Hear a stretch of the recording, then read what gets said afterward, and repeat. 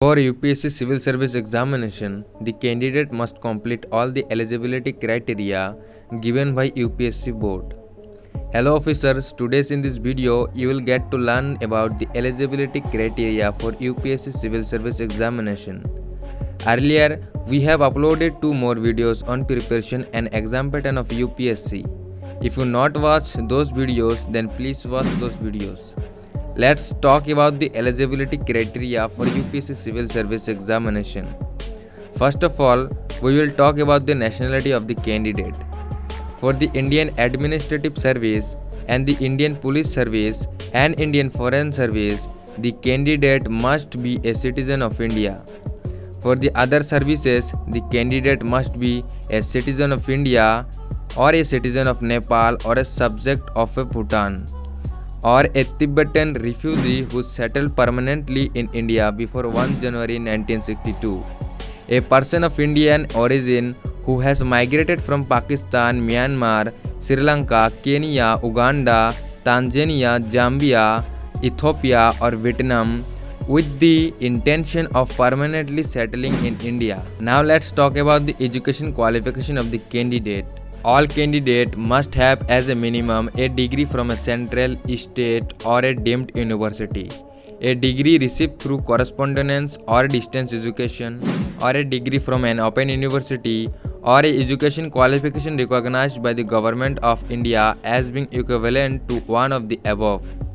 Candidates who have passed the final exam of the MBBS degree but have not yet completed an internship are also eligible for UPSC Civil Service Examination. Candidate having a degree from a private university is also eligible for UPSC Civil Service Examination, and candidate having a degree from any foreign university recognized by the Association of Indian Universities is also eligible for UPSC Civil Service Examination. Candidates who have passed the final exam of ICAI, ICSI and ICWAI are also eligible for UPSC Civil Service Examination. Now let's talk about the age limit of the candidates.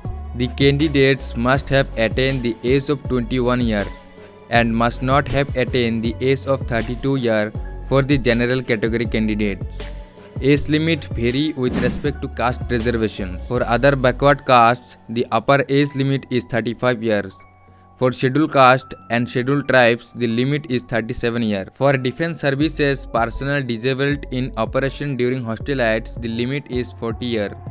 For ECO or SSCOs who have completed an initial period of assignment of 5 years of military service, the limit is 32 years. For PWD candidates, the limit is 37 years.